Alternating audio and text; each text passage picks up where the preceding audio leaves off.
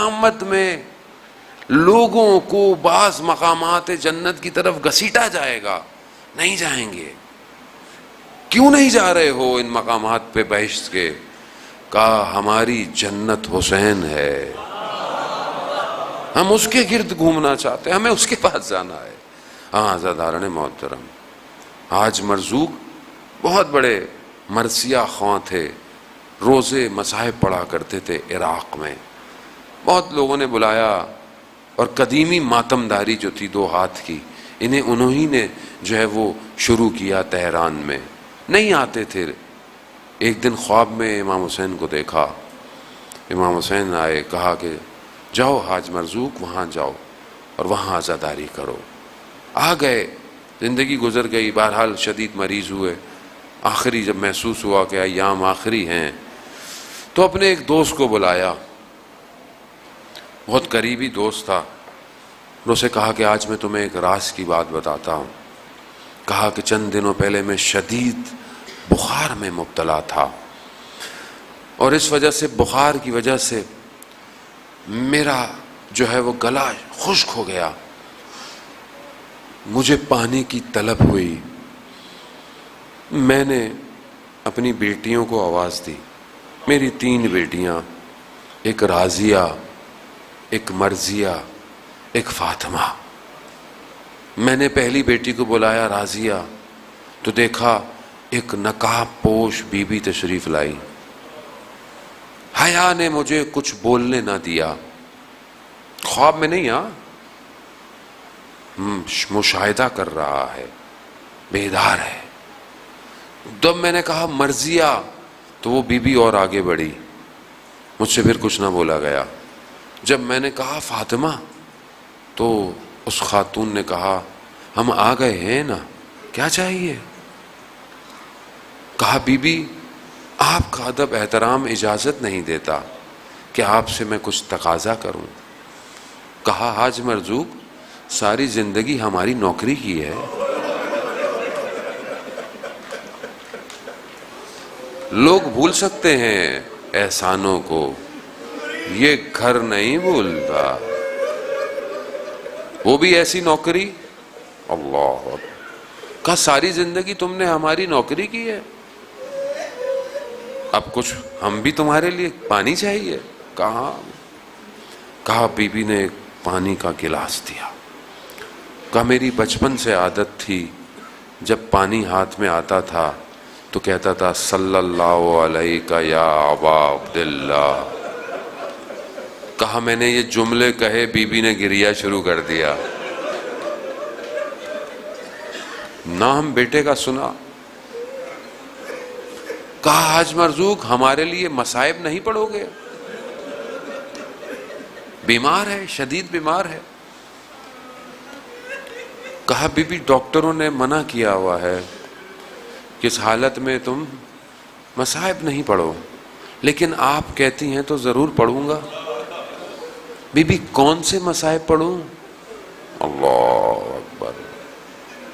ماں جانتی ہے بیٹے کو کس کا غم تھا، بیٹے کو بیٹے کا غم زیادہ تھا۔ کہا حاج مرزوق علی اصغر کے مصائب پڑھو۔ اللہ اکبر، اللہ اکبر۔ خدا آپ کے بچوں کو سلامت رکھے۔ باب الحوائج ہے یہ بچہ باب الحوائج ہے۔ بڑے بڑے مراجع علماء کی میں نے سیرت میں پڑھا ہے، وقت نہیں میں بیان کروں، بڑے بڑے۔ کہا کہ جو کچھ ہمارے پاس ہے، یا ہم کہیں پھنس جاتے تھے نا، تو ہم نے اس بچے سے توسل کیا ہے، اس بچے نے ہمیں باہر نکالا۔ جس جگہ کا سب سے چھوٹا ایسا ہو، وہاں بڑے کیسے ہوں گے۔ یہ بچہ عزیزان محترم یہ بڑا اسٹریٹجیکل آیا ہے، یہ ایسے نہیں آیا۔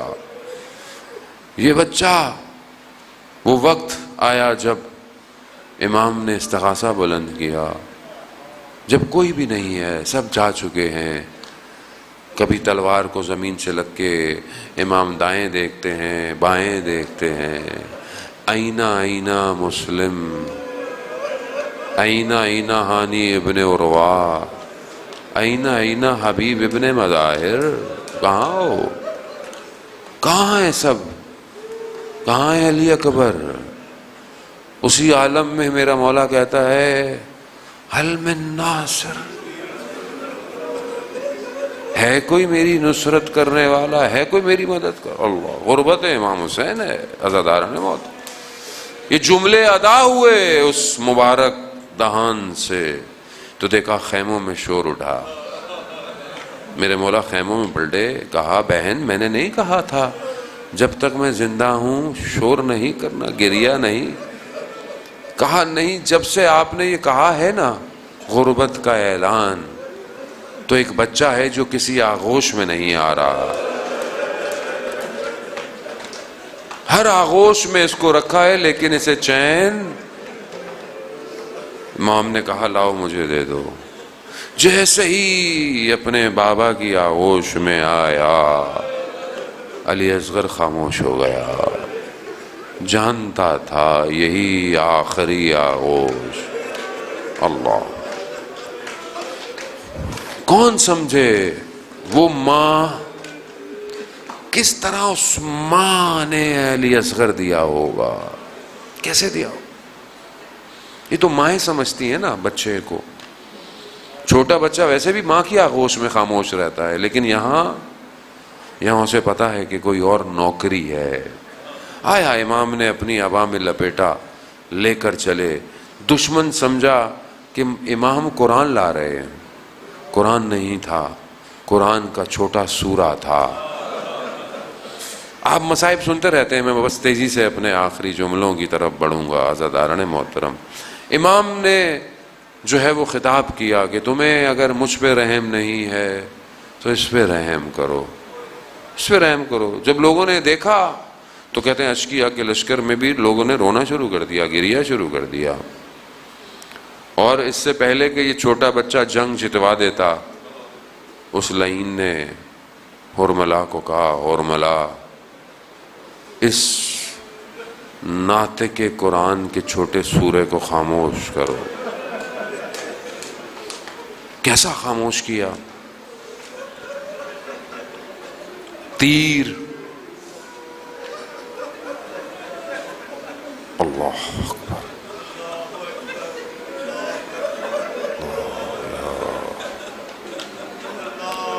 نہیں ترک کر سکتے اس لمحے کو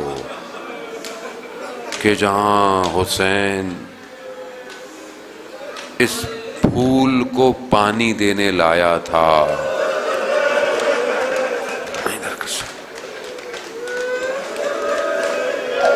یہ مرجھایا ہوا پھول تھا، تیر آیا، آ کر علی اصغر کی گردن پہ لگا۔ علی اصغر اپنے بابا کی آغوش میں پلٹا،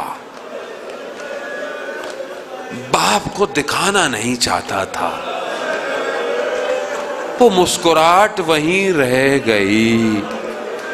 سنیں گے جملے۔ مقتل کیا کہتا ہے؟ مقتل یہ نہیں کہتا کہ تیر نے علی اصغر کو ذبح کیا، نہیں، تیر نے علی اصغر کو نہر کیا، جیسے اونٹ کو نہر کیا جاتا ہے نا، وہاں لگا کہ یہاں تک کہ تیر میرے مولا کے بازوؤں میں پیوست ہوا، خون سے سیراب ہوا ہے علی اصغر۔ خون نہ آسمان لے رہا ہے نہ زمین لیتا ہے، اپنے خضاب لگایا علی اصغر کے خون کو۔ بس اب کیا ہے، کہاں جائے؟ ہائے سلام اس ماں پر کہ جو سائے میں نہ بیٹھی کبھی، کیسا جگر ہوگا اس کا۔ دو روایتیں ہیں مقتل میں کہ میرے مولا خیمے لے کے گئے، لیکن کوہرام تھا، لے لیا، لیکن لے کے کیسے گئے؟ جو صبح سے بدن کو لا رہا ہے، لاشوں کو لا رہا ہے، وہ کیسا ہوگا؟ لیکن نہ جانے اس بدن میں کیا تھا کہ یہ بدن بھاری ہو گیا۔ ایک قدم آگے، انا للہ و انا الیہ راجعون، ایک قدم پیچھے، میرے مولا سے قدم نہیں بڑھائے جاتے۔ علی اصغر کا وجود اتنا سنگین ہوا میرے مولا کے لیے کہ یہاں پر خیمے نہیں گئے، روایات بعض کہتی ہیں خیموں سے رخ کو موڑا، خیموں کے پیچھے گئے، اپنی تلوار سے ننھی سی قبر بنائی، علی اصغر کو سلایا۔ اب کہتے ہیں امام سے اٹھا نہیں جاتا تھا، آواز غیب آئی، حسین اٹھو، ریت کو جھاڑ کر نہ جانے حسین کیسے اٹھا مجھے نہیں پتا۔ مقتل خاموش ہے کہ کیا وجہ تھی کہ خیموں کے پیچھے چھپایا تھا۔ شاید امام کے ذہن میں ہو کہ روز عاشوراء یہ نیزے لے کر جنازوں کو گننے آئیں گے، نہ جانے کہیں کسی نیزے میں